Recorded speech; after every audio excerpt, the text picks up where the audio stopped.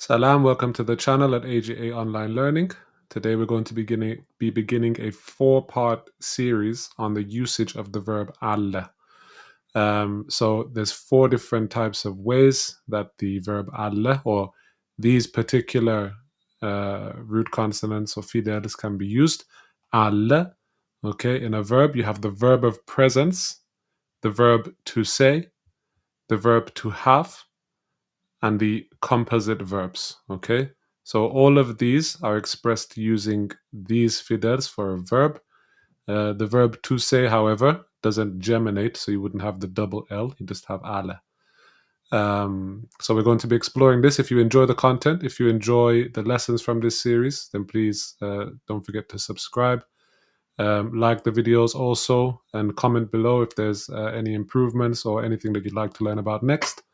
Let's get started with the first meaning of the verb allä, which is the core meaning and a very core instrumental verb within the Amharic grammar system, and that's the verb of presence. So the verb of presence essentially means the verb in relation to place, the verb to be in relation to place. So in the English language, you have words like, you have sentences, like I am here, or it is at the house, okay? Or you could say he is at the house, right? And all of these are in relation to place. So you can see the place in which that the verb is in relation to here. So this one is here, and this one is at the house, right? But the verb which is used is the same verb as you would use to say I am a pilot, or he is my friend, or it is a book, or it is a good book. So that's called the copular verb. If it's not in relation to place, it's called the copula, and it's showing a direct correlation from the subject to the object. A feeling of, gives a sense of being, okay? So in English, this is the difference that we have to first look at between the Amharic language and the English language. In English, the same verb is used, okay, but then the whether it's in relation to place is indicated by the fact that the actual place is stated after. And in Amharic, it would be stated after as well. However, the Amharic expresses these verbs with completely different lexes, a completely different term or verb. You know, they look completely different in the Fidel. Okay, so as we know, if we were to say, I am a pilot, we can see here, ene Europlan nergineng. Ene Europlan nergineng. Okay, I am a pilot. So this is directly correlating the person to the pilot. He is a pilot, okay? And if I was to say, he is my friend, I would say, Guadinyaino, right? And he, who I'm talking about, is my friend. He's not at the place of my friend. The pilot is not, we're not saying that, he is on an aeroplane. We're saying he is a pilot. So we're not talking about the place where he is or the place where he is present.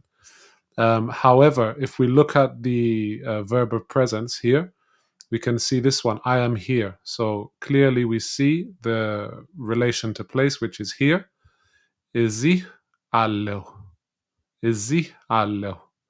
Okay, so we still see the place in which that the verb is in relation to, but as you can see, the verb form is totally different from the verb form of the verb to be. So if it's in relation to place, we're talking about a whole different verb. Whereas, as we said, in the English language, the verb which is used is the same verb, okay? And then it's only indicated that it's in relation to place by the place being stated after the verb. But if we look here as well, so it is at the house, okay? So at the house is the place in which that the verb is in relation to. It is the verb. In English, we would use the same. In the verb to be, we would say, if we were trying to say it is a house, we would say it is a house. If it's at the house, we would say it is at the house. However, in the Amharic language, we would use a completely different verb, Okay, allä. እቤት ላይ አለ. እቤት ላይ አለ. We could, if we were going to say it's in the house, we might say እቤት ውስጥ አለ. Okay, so this is just good to take a look at as a comparison. What are the differences between the Amharic and the English languages? Okay, and then we go on to look at how that the verb allä is inflected, how it's conjugated. So if we look here, you can see that I am here and it is at the house. Of course, these are different subject pronouns. And as we can see, this is reflected differently in the verb structure. So the dictionary form is the third person singular male, allä, can be used to express the neuter, which is it, or the actual he expression. That's allä, okay? But if I was to use the first person singular, I am here, allahu. So I would add this suffix hu at the end.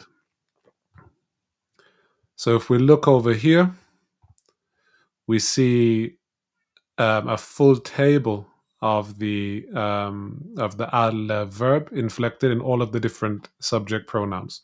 So on our left here, we have the subject pronouns which are used in the Amharic language but written in English. Okay, so I, you male, you female, he, she, we, you plural, they, you formal, and he or she formal. So in another video, perhaps we can go over the subject pronouns. Okay, and there's going to be a few things that are going to come up within this series where we're going to have to say, we'll look at this in a different video. But as we can see here, these are the 10 pronouns which are used in the Amharic language, and here they are. Here they are written in Amharic: ene, anta, anchi, esu, eswa, enya, enanta, enesu, erswo, esacho. Okay, so since this lesson is not designed to teach the personal pronouns, I won't be going deep into these, but just to show you that each of these now conjugated verb of presence is a direct reflection of the subject pronoun. It's conjugated according to the subject pronoun. And so the subject pronoun could differ by person. We have the first person, second person, and third person. We have the singulars and the plurals, okay, like enanta and enesu, the second and third person second and third person plurals. Inya also is the first person plural, okay. We have the formals as well. So this is something special to the Amharic language, which we don't find in English. We don't even find it in the Giz language. That's the formal second and third person. Erswo and desacho. Okay? So every verb can be inflected in any tense, okay? In any tense and aspect, but on top of that, in any of these subject pronouns as well. And so we see the morphological change that takes place in each of these when the allä verb is inflected according to any of these subject pronouns. So the first one here, allu. So if I was to say I am here, as we saw in the previous example, al ene ezi allu. Okay, allu. Right, and then we have allä. Okay, if I'm going to use the example here or there. So ezi allä, you are here. Ezi allash, you are here. Female, if I'm speaking to a girl, to a female. Allä, he is here. Ezi allä. Ezi allach, she is here. Allen, we are here. Ezi allen. Ezi allachu. Ezi allu. Allu. Allu. So the verb form for the third person plural, and the two formals is exactly the same. Allu. Okay, so if we Take a screenshot of these, memorize them. These are really important to memorize. And I'll just say why actually. These verbs, this particular verb form is used as a suffix for even the simple imperfect form. So if we look at a common word which many of us might know, amasagganallo, amasagganallo. Amasagganallo means I thank, right? It means I thank. So it's in the first person singular, amasagganallo. And if we look at the suffix which is used at the end of it, allo, it's taken from here. So if I was to say you thank, singular, I would say tamasagganallah, tamasagganallah, alla. So the ending is taken from here. It doesn't have anything to do with the meaning. The meaning doesn't correlate from being here or there or being in relation to place. Okay, but whenever that we conjugate verbs in the compound imperfect and we add a suffix onto the end of it, the suffix always comes from here. So it's really important that we memorize these 10 verbs here. Once we know these 10 verbs, we won't have any problem with conjugating verbs in the future tense. Okay, that's what the compound imperfect is. It's the future tense. We won't have any problem conjugating in the future tense if we remember these verbs here. So we should memorize them. Allo, alla, allash, alla, allach, allen, allachu, allu, allu, allu. Okay, we should go over them over and over again until we memorize them completely.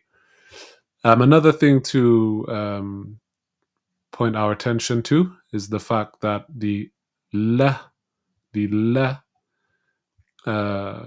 Fidäl consonant in each of these verbs is geminated. So geminating, as we looked at in the previous case study, is to hold a consonant in the place where the consonant sound is formed. So that's been expressed here by the doubling of the consonant in the transcription. You can't see it in the Fidäl, okay? Sometimes in other lessons, I might use a traditional way of showing the gemination by underlining and making it bold. I haven't done that here, but I've showed it in the transcription.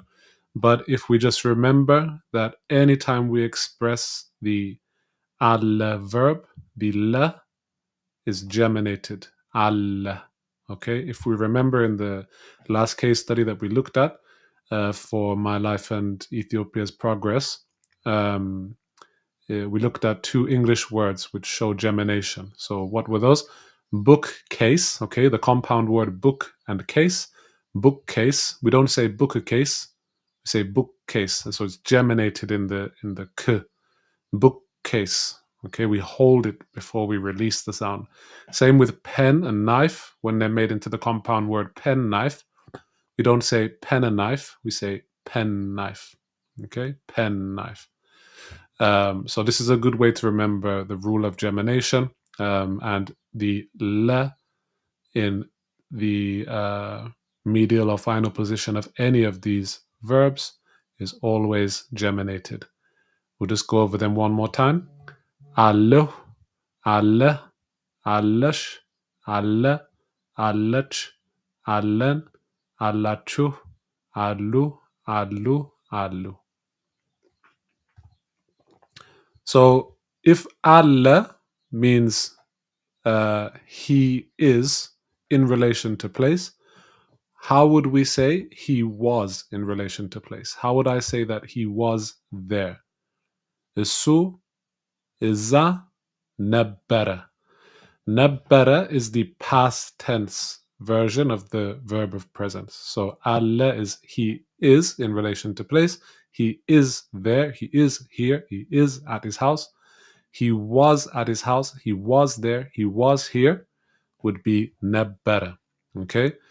And as we can see, the suffixes which determine the subject pronoun, which indicate the subject pronoun for each of these verbs, is taken from the endings of these verbs. So this is another reason why it's really important to memorize these first. If we look here, hu, allahu, allahu, okay? And then we go here, nabbarku. The reason why the first two, the first person singular and the second person male singular, use the k is because the verb stem of nabbar, before it's inflected, okay, before it receives the suffix, the pronoun suffix ku, the verb stem has a consonant ending. Because it has a consonant ending, it adds the ku rather than hu. Verbs which end in a vowel ending, they will add hu. But verbs which end in I'm talking about simple past verbs particularly. Simple past verbs which have a consonant ending will add ku or k, okay, rather than hu or h, okay. But since the verb stem for any of the verbs except for the third person singular male and female, nebbere and nebberech, the verb stem is shortened to nebber, okay, and that's a consonant ending. So these first two are ku and k rather than hu and h. But the rest of them are all the same. So if we look at allesh, nebbersh, okay, nebbere, nebberech come from alle, allech. Okay, so the endings are taken from the alle endings and added to nebber or nebberech. This one is important to look at because it differs from the nebberk and nebbersh. Okay, this is just one sixth order consonant which is being added on here. However, unlike nebberk and nebbersh, it adds this sixth order vowel in between the two consonants r and n coming together, nebberen. But if we look at the second person male and female singular, we don't say nebberk and nebberish. We just say nebberk, nebberish. There's no between the r and the k and the r and the sh. But between the r and the n, we add the sixth order sound. Of course, in the Fidäl, we're not able to reflect this, but when we transliterate it, we're able to add the vowel and show that this is a key part of the pronunciation. Okay. What are the next endings? Allachu, allu, allu, allu.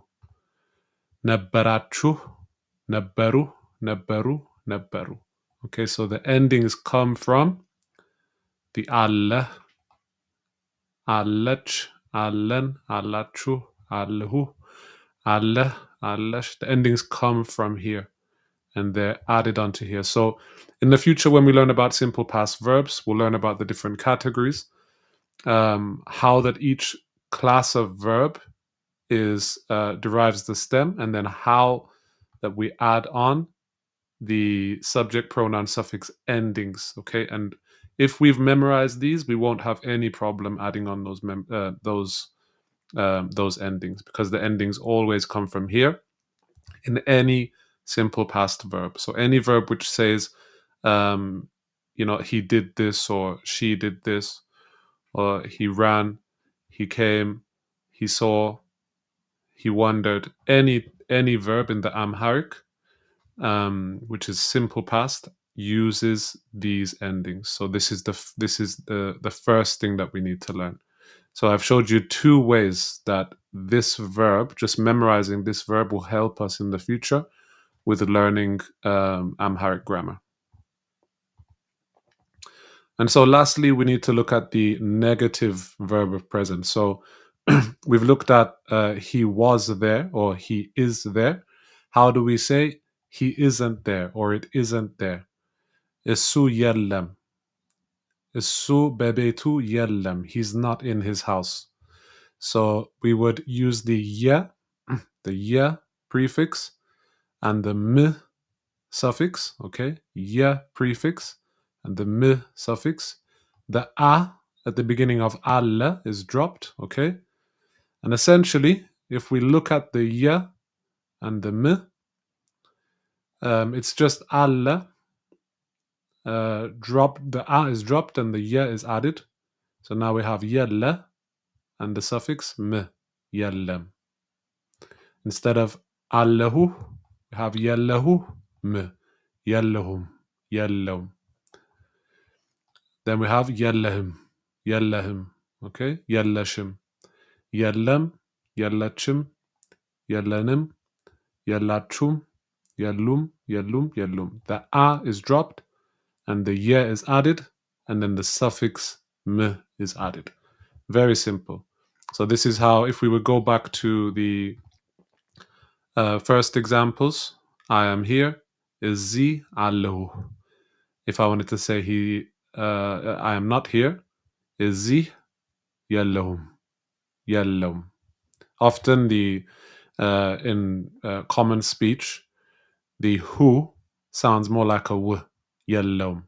Okay, but if we were to pronounce very slowly, it would sound like yellowum. Okay. And if we were to use this example, ebetlai alla, ebetlai alla, or as we said, he's in his house, ebetwust alla. Okay. If I was to say he's not at his house, ebetlai yellem. Okay. Or if he's not in his house, ebetwust yellem, or it is not in his house. As we said, the it and the he can be used interchangeably based on the context, using the same third person singular masculine. So that's the end of the introduction to the use of the verb allä. Okay, so we looked at today the verb of presence. Next week we'll be looking at how the same fidels, the same verb, could mean to say. Okay, but as we said, there's no gemination used in the verb to say, so that's the only difference. But yeah, we'll be looking at that next week. Stay tuned in. If you like this lesson, please subscribe, and we'll be back at you next week with the next part of this series. Thank you.